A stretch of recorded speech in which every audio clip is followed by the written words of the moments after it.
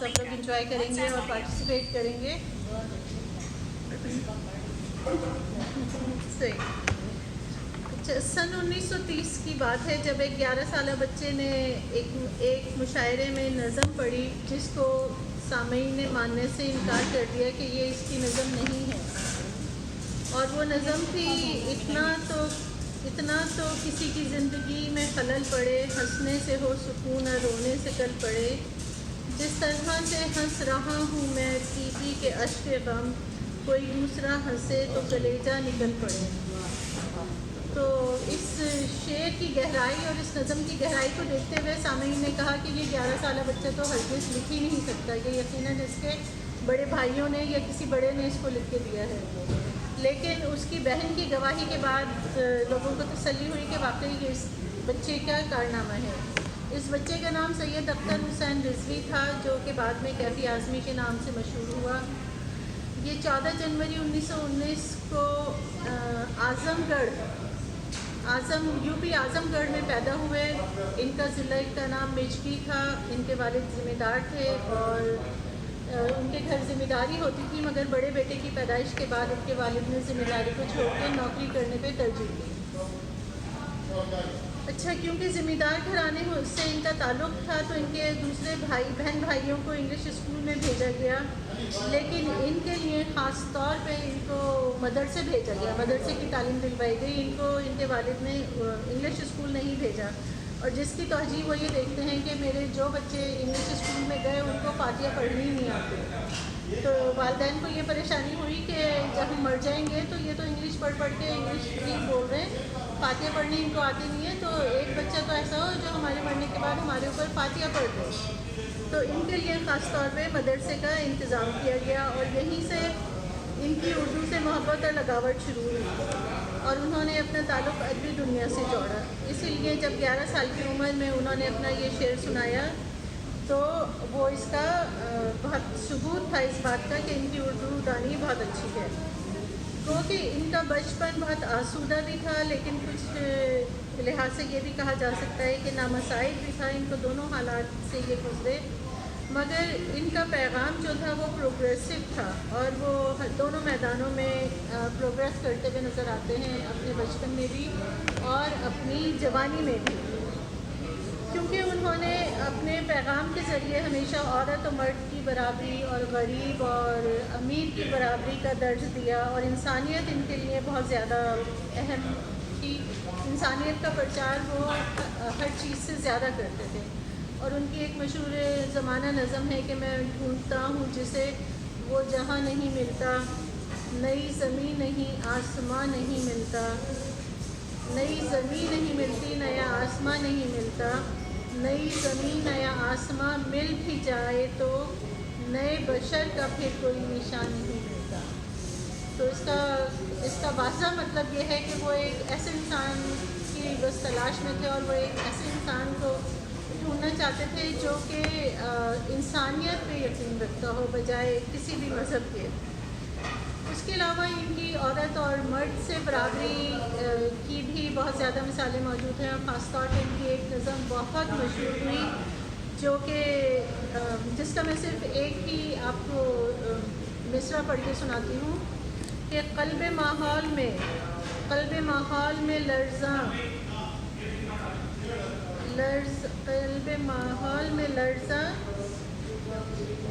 جنگ ہے، شر و جنگ ہے آج. قلب ماحول میں لرزاں شر و جنگ ہے آج، حوصلے وقت و زیست کے یک رنگ ہے آج. آپ گینوں میں تیاں ولولائے سنگ ہے آج، حسن و عشق ہم آہنگ و ہم آواز رنگ ہے آج. جس میں جلتا ہوں میں اسی آگ میں جلنا ہے تجھے، اٹھ میری جان میرے ساتھ ہی چلنا ہے تجھے. تو یہ ایکچولی عورت کو مخاطب کرتے ہوئے کہتے ہیں کہ تمہیں مرد کی ہمیشہ برابری کرنا ہے اور تمہیں ہی ہمارے ساتھ چلنا ہے، تو اس کے لیے تم تیار رہو. اس کے علاوہ اگر ہم ان کی زندگی کا جائزہ لیں تو سن 1942 میں جب بھارت چھوڑو تحریک شروع ہوئی، جو کہ انگریزوں کا دور تھا اور ان کے خلاف یہ تحریک تھی جس میں مسلمانوں اور ہندوؤں نے بڑھ چڑھ کے حصہ لیا تھا. تو اس میں اس تحریک میں یہ شامل تھے اور اس تحریک کی ہی وجہ سے ان کی مارکسٹ فلاسفی تھی جس سے یہ بہت زیادہ متاثر تھے اور یہ کمیونسٹ پارٹی آف انڈیا کے ممبر بھی بن گئے تھے.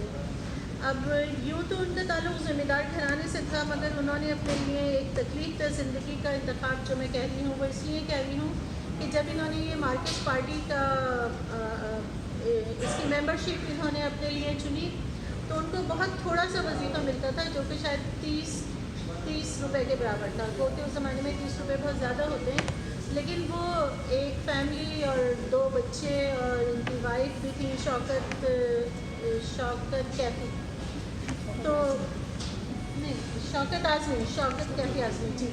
تو ان کے گھر چلانے کے لیے اور فیملی کی ٹیک کیئر کرنے کے لیے بالکل ناکافی تھا. تو گھر کے حالات بہت ناسودہ رہتے تھے جس کی وجہ سے ان کی وائف کو بھی تھیٹر میں لوگوں سے کہہ سن کے جاب کرنی پڑی اور پھر انہوں نے تھیٹر میں کام کیا اور کچھ گانے وغیرہ بھی گائے تاکہ گھر کی گاڑی چلتی رہے. تو 24 سال کی عمر میں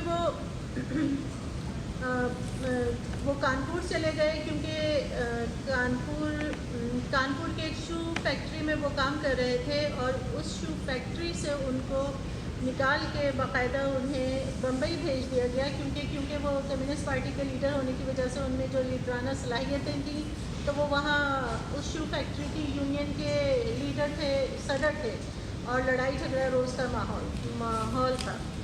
تو وہاں پہ بہت لڑائی جھگڑا اور آپس میں ناجائزی چل رہی تھی تو مالکان نے ان کو کانپور سے نکال کے بمبئی بھیج دیا.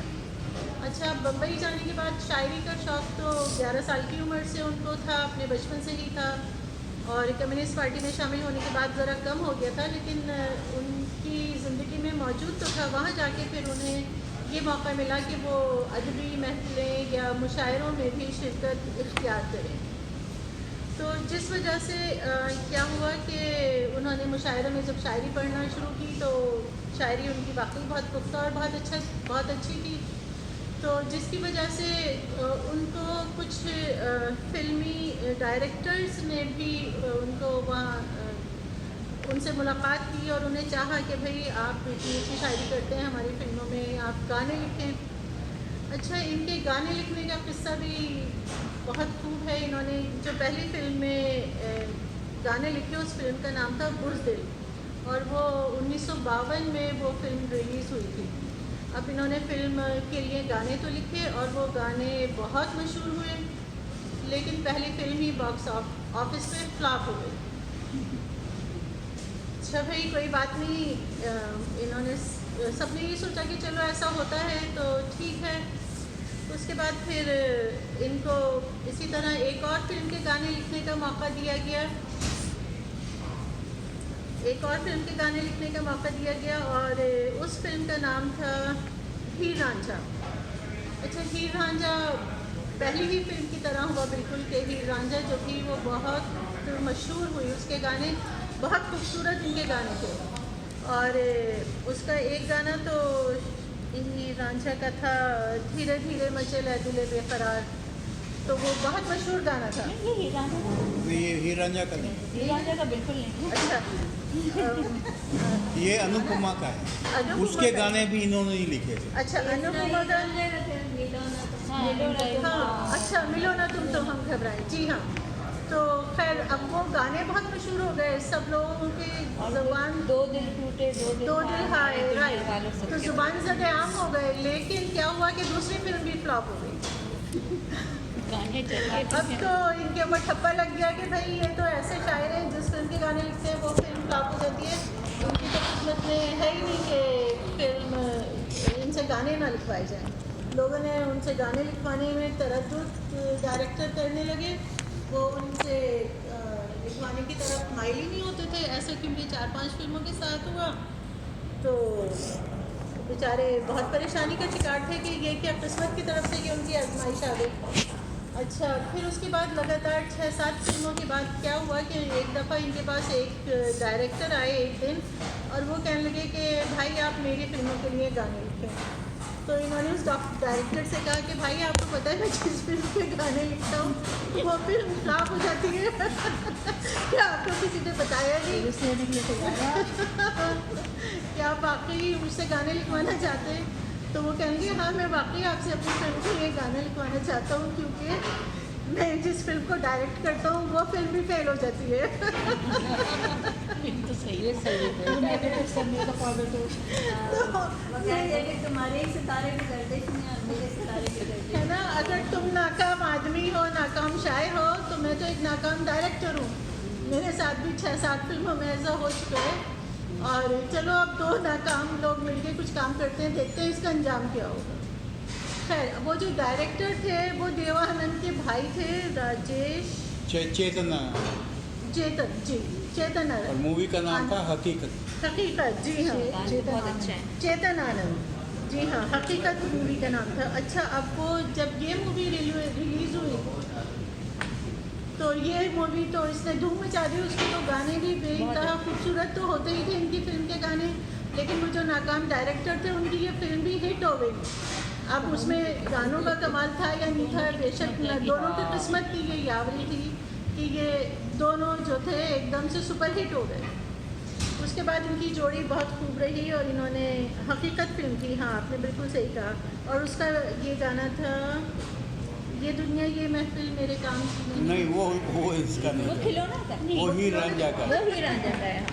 اس کا گانا تھا ہو کہ مجبور مجھے اس نے اس نے بلایا ہوگا یا میں یہ سوچ کر اس کے در میں سے یہ سوچ کر اس کے در سے اٹھا. کہ وہ روک لے گی منا لے گی مجھے. اگر اس نے روکا نہ اس نے بلایا. بالکل. تو یہ اتنے خوبصورت گانے 2 ناکام سوچا مجھے آدمیوں کا. کافی آدمی کے بارے میں پتہ ہی نہیں. مجھے تو مجھے صدر صاحبہ سے زیادہ پتہ ہے. ایسا لگا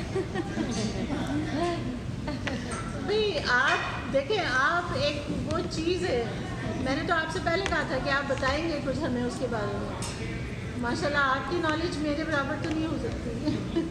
تو خیر جناب پھر میں بھی وہ- یہی کہہ رہا تھا کہ اس کے برابر نہیں ہو سکتا. ہاں میرا مطلب ہے مجھ سے زیادہ ہو. آپ کی نالج ہر حال میں مجھ سے زیادہ ہے.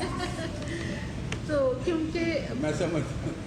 اچھا اس کے بعد پھر انہوں نے مدن موہن لال کے ساتھ بھی ان کی جوڑی بہت کامیاب رہی. لال نہیں ہے صرف مدن موہن ہے. مدن موہن کے ساتھ اور ان کی جوڑی بہت حقیقت کامیاب میں رہی. بھی اسی کا میوزک تھا. اور حقیقت میں جی ہاں. اور حقیقت میں جو ان کا گانا تھا ہو کے مجبور مجھے اس نے بھلایا ہوگا اور زہر چپکے سے دوا جان کے کھایا ہوگا بہت مشہور ہوا.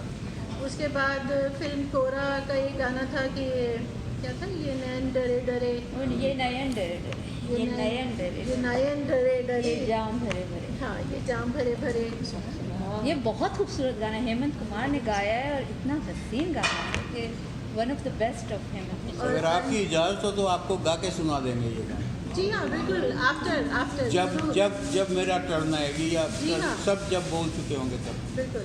اچھا اس کے بعد پھر فلم امپوا میں صحیح کہہ رہی ہوں انوپما انوپما کا ایک اور گانا ہے دھیرے دھیرے مچلے دل بے قرار اور مانا کہ ہو تم بے حد ہنسی. یہ بھی بہت مشہور گانا تھا. ایسے برے تو ہم بھی نہیں. یا دل کی سنو دنیا والوں یا مجھ کو ابھی چپ رہنے دو. یہ بھی کیفی آ ہے. جی ہاں بالکل. اور ہنستے زخم کا ایک گانا تھا تم جو مل گئے ہو یہ جہاں مل گیا. یہ بھی بہت خوبصورت اور بڑا مشہور گانا ہے. اس کے علاوہ انہوں نے کچھ غزلیں بھی کہیں جیسا کہ تم جو اتنا مسکرا رہے ہو جگجیت سنگھ نے بہت خوبصورت سے گایا. تو ارتھ فلم کا ارتھ فلم کا ہے جی. جی. تو اس طرح ان کو بہت کچھ ایوارڈ سے بھی نوازا گیا جیسے پدما شری ایوارڈ. ساتھی اکیڈمی ایوارڈ بھی ان کو دیا گیا. اس کے علاوہ نیشنل فلم ایوارڈ بھی دیا گیا. اور سب کو معلوم ہے کہ ان کے 2 بچے ہیں شبانہ اعظمی اور بابا اعظمی. اور اردو ادب میں ہمیشہ ان کا نام انشاءاللہ زندہ جاوید رہے گا. ان کی وفات 10 مئی 2002 کو 83 سال میں ہوئی. بہت بڑی فیملی بھی ہے ان کی. جو فرح اور یہ تبو ہیں وہ اس کی ان کی نیسز ہیں. اچھا اچھا. ہاں. تنوی اور اعظمی یہ جو ہیں اپنا تنوی اعظمی ان کی آئی تھنک بیوی کی بہن ہے شاید. اچھا.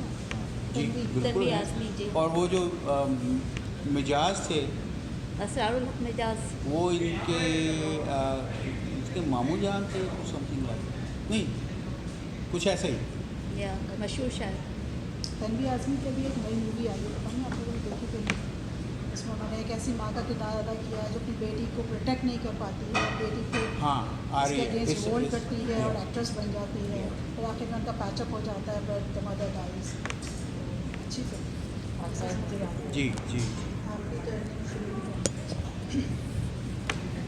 ये एक्चुअली एक गुफ्तगू है जो शबाना आज़मी के साथ की गई थी कैफ़ी आज़मी के बारे में। ये इंग्लिश में था पूरा आर्टिकल, तो मैंने इसका बिगिनिंग पार्ट जो है उसको ट्रांसलेट किया।